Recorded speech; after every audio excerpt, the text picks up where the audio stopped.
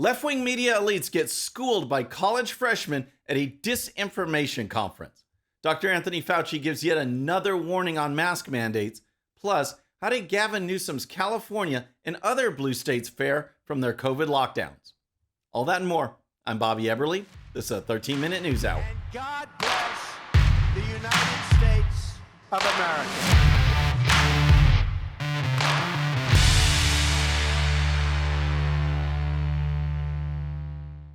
Okay, friends, welcome to the show. Happy Monday. I hope you had a great weekend. If you're new to the show, thank you so much for tuning in. We're going to start with a bunch of left-wing media elites who got together recently for a conference, and events like this just crack me up. The left goes out of its way to censor and block and throttle and ban, and then in the same breath, they talk about how censorship isn't real. Similarly, the left-wing media and big tech love to talk about disinformation and how they are on a quest to get rid of it. What they really mean is that they will target conservative voices and conservative speech and let rhetoric from the left go unchallenged. This is exactly what leftists and media hoped would happen at their recent conference titled Disinformation and the Erosion of Democracy. Just one problem. A couple of questions from college freshmen went viral, and it revealed that the left doesn't care at all about disinformation if they are the ones doing it. Here's the story. Some of the biggest names in left-wing politics headlined a recent conference at the University of Chicago centered on disinformation, but it was two college freshmen who ended up stealing the show. The university hosted a Disinformation and the Erosion of Democracy conference featuring big names like CNN's Brian Stelter, The Atlantic's Ann Applebaum and Jeffrey Goldberg, and former President Barack Obama. The conference was largely partisan, with the exception of the token conservative, Jonah Goldberg. As usual, an academic conference is stacked with those on the liberal elite side. Objectivity and accuracy are of no concern. But as mentioned, what these leftists said in their prepared comments was not nearly as important as how they answered legitimate questions from students. Here's University of Chicago freshman Daniel Schmidt. Amazing. Thank you. Thank you for doing this. Really appreciate it. I'm Daniel Schmidt. I'm a freshman at the University of Chicago. My question is for Ms. Applebaum. So in 2020, you wrote, "Those who live outside the Fox News bubble do not, of course, need to learn any of the stuff about Hunter Biden," referring to his laptop, of course. A poll later after that found that if voters knew about the content of the laptop, 16% of Joe Biden voters would have acted differently. Now, of course, we know a few weeks ago, the New York Times confirmed that the content is real. Do you think the media acted inappropriately when they instantly dismissed Hunter Biden's laptop as Russian disinformation? And what can we learn from that in ensuring that what we label as disinformation is truly disinformation and not reality? Great question. The laptop and its contents were truly legitimate from the beginning. The story broke from a legitimate news source, the New York Post. Can you imagine Facebook and Twitter banning a story from the New York Times or the Atlantic pending further investigation? No. In this case, what's meant by further investigation is waiting until the election was over. The student also accurately pointed out the polling that indicated 16% of Biden voters would have changed their votes had they known about the laptop story. That's enough right there to change the outcome of the election. So how do you think the Atlantic's Ann Applebaum responded? Here it is. My problem with Hunter Biden's laptop is I think totally irrelevant. I mean, it's not whether it's disinformation or, I don't think the Hunter Biden's business relationships have anything to do with who should be president of the United States. So I don't find it to be interesting. I mean, that would be my problem with that as a major news story. We're going to talk about more of this tomorrow in our first panel, so stand by. And I think we have run out of time. How pathetic. She says the Hunter Biden laptop story isn't interesting. Well, 16% of Biden voters would have changed their votes, gone from Biden to Trump because of the story. That sounds pretty interesting to me. But more importantly, is a story that's not interesting, does that warrant being blocked and banned? Does the not interesting story require left-wing media members to denounce it as disinformation? Because that's exactly what happened. The left attacked the story. They didn't simply ignore it as Not interesting. Then there was this question from freshman Christopher Phillips. My name is Christopher Phillips. I'm a first year at the college. My question is for Mr. Stelter. You've all spoken extensively about Fox News being a purveyor of disinformation, but CNN is right up there with them. They pushed the Russian collusion hoax. They pushed the Jussie Smollett hoax. They smeared Justice Kavanaugh as a rapist, and they also smeared Nick Sandmann as a white supremacist. And yes, they dismissed the Hunter Biden laptop affair as pure Russian disinformation. With mainstream corporate journalists becoming little more than apologists and cheerleaders for the regime, is it time to finally declare that the canon of journalistic ethics is dead or no longer operative? All the mistakes of the mainstream media, and CNN in particular, seem to magically all go in one direction. Are we expected to believe that this is all just some sort of random coincidence, or is there something else behind it? Another great question. These media outlets are talking about disinformation, and this college freshman just nailed Brian Stelter and CNN with 5 examples: Russia collusion, Jussie Smollett, Brett Kavanaugh, Nick Sandmann, Hunter Biden. Here's Stelter's response. I think you're describing a different channel than the one that I watch. But I understand that that is a popular right-wing narrative about CNN. I think it's important when we talk about shared reality and democracy, all these networks, all these news outlets have to defend democracy.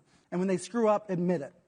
But when Benjamin Hall, the Fox correspondent, was wounded in Ukraine, the news crews at CNN and the New York Times stopped what they were doing, and they tried to help. They tried to help him get out of the country. They tried to find the dead crew members. That's what news outlets do. That's how they actually do work together, to your question about sharing those kinds of connections and trust. We don't talk about it enough, though. We don't share that reality about how that happens. And with regards to the regime, I think you mean the President Biden. The last time I spoke with a Biden aide, we yelled at each other. So that's the reality of the news business. Lame. That was a complete non-answer. Helping fellow reporters in Ukraine has nothing to do with CNN's concerted effort to spread fake news. Brian Stelter didn't come close to addressing the actual question. Instead, he sprinkled references to right-wing talking points or narratives in an effort to discredit the college student. How pathetic is that? But this is today's left-wing media, peddling fake news while also hosting disinformation conferences. All right, next let's talk about Dr. Anthony Fauci. But first, if you're new to the show or haven't subscribed yet, regardless of platform, just search out my name, hit that subscribe button, make sure notifications are turned on. That way you can follow the show and help us grow. Okay, next is Dr. Anthony Fauci, who is milking COVID for all it's worth. He keeps making the rounds on the left-wing news shows, and despite Americans getting back to normal, Fauci continues to preach gloom and doom and concern, and even says that masks may be coming back. I don't think so. Americans are tired of the hype and the hyperbole. Remember the Omicron variant? We knew from initial data that it was mild, that Americans would be okay.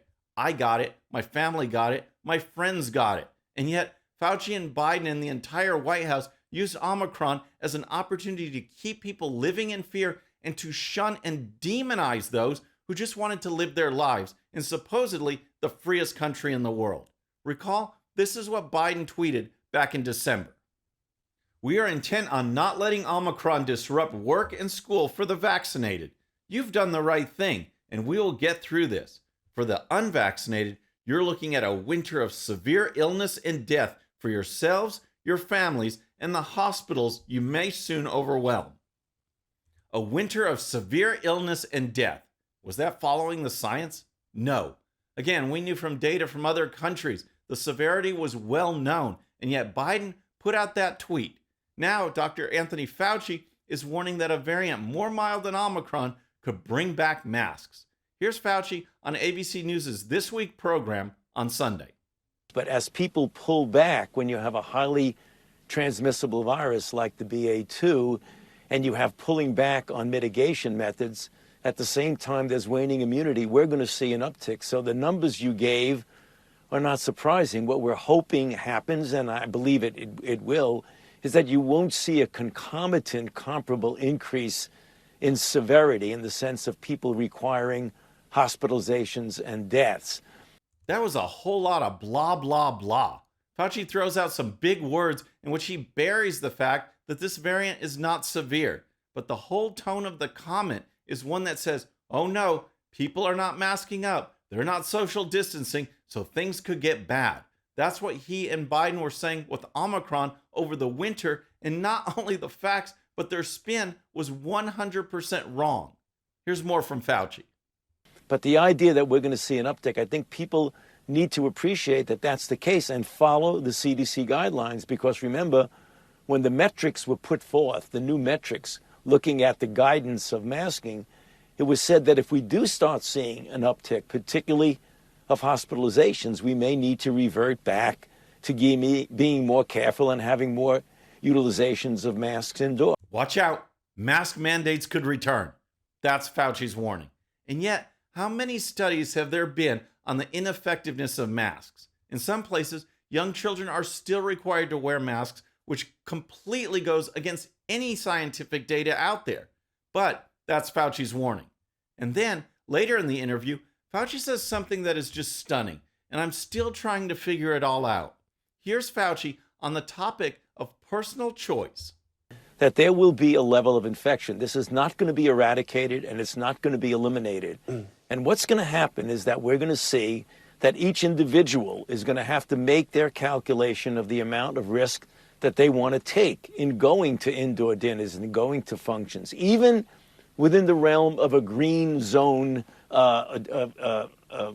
map of the country, where you see everything looks green, but it's starting to tick up. Wait, what? Fauci is talking that each person will make a decision about the level of risk he or she will take on? That's what I've been saying from the very beginning. We know the vaccine isn't a true vaccine. It doesn't prevent you from getting COVID. Anyone, vaccinated or not, can get COVID and spread COVID. We know that as fact. So the whole public pressure campaign to get vaccinated so you can protect others was just bogus and shameful. Each person can decide what level of protection, if any, is the right level. Whatever someone else does is completely irrelevant. It's a personal choice. And for Fauci to bring that up is just stunning. And yet it doesn't mesh at all with his warnings that mask mandates could return. That's the opposite of personal choice. So, why do you think Fauci was suddenly talking about personal choice?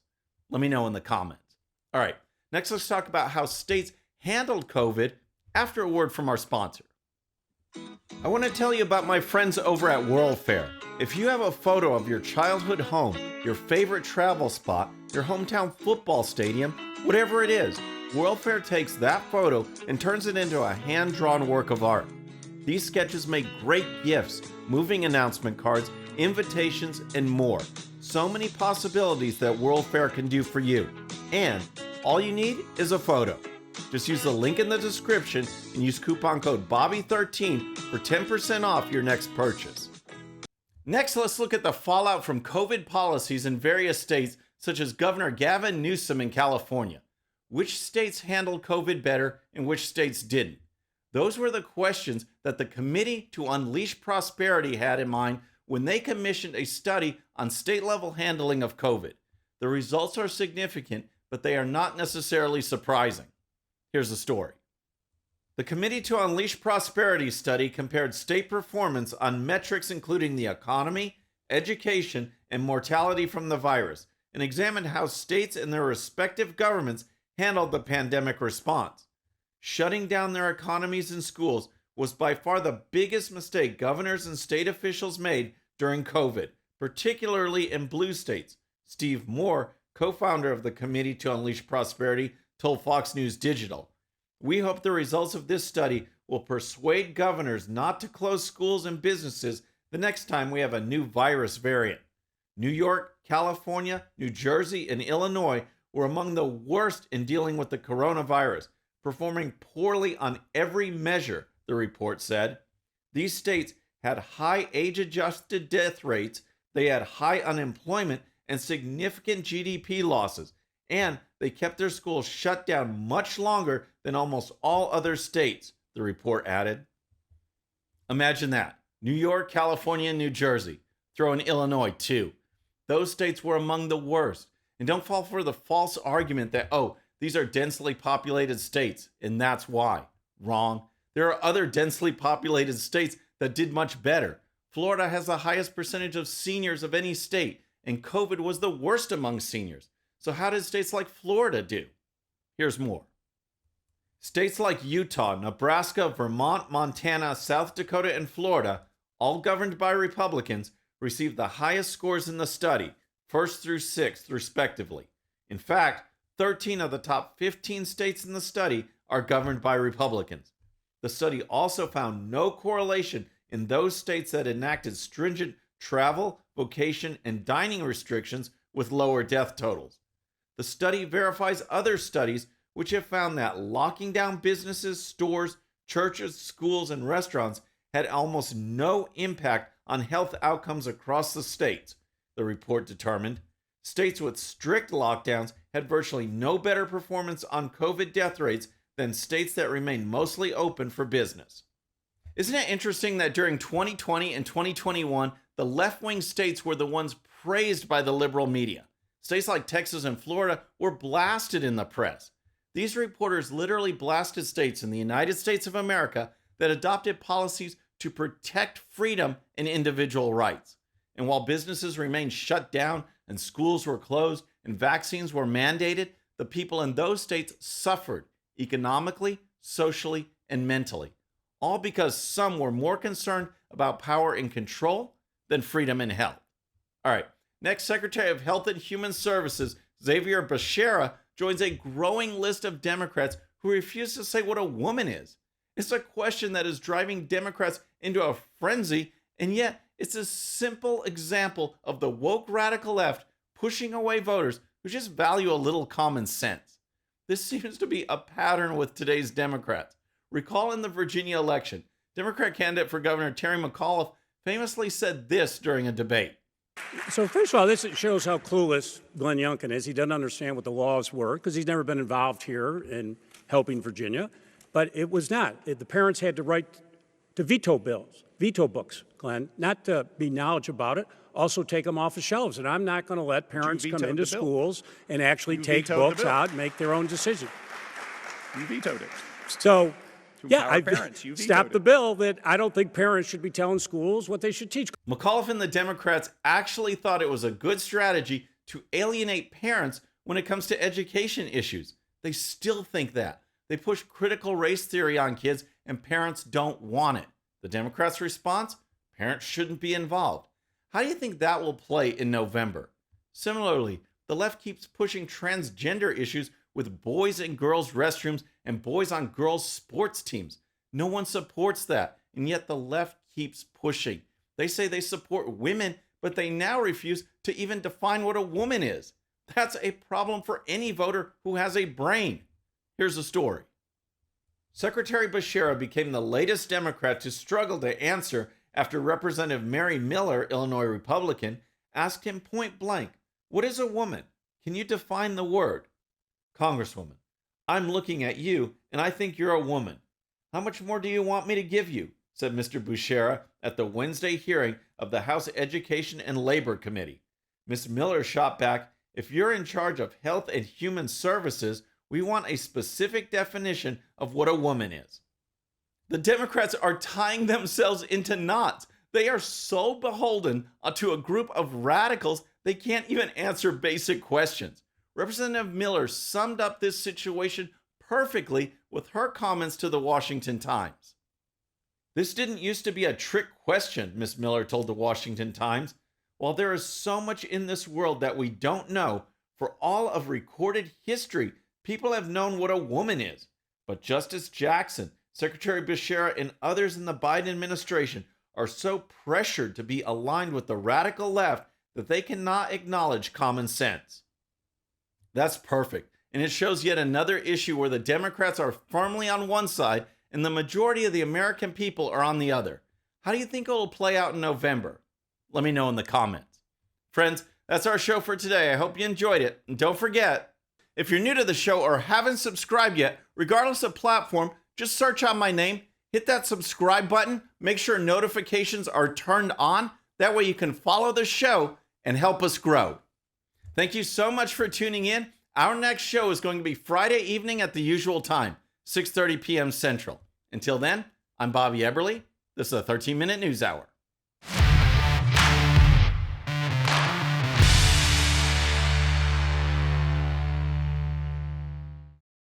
All right, friends, thanks again for tuning in. I really appreciate it. And before you go, please hit that subscribe button above. Once you do, tell your friends, share it, spread the word about the 13-minute news hour so we can keep growing. And for more great content, check out these videos right here, and I'll see you next time.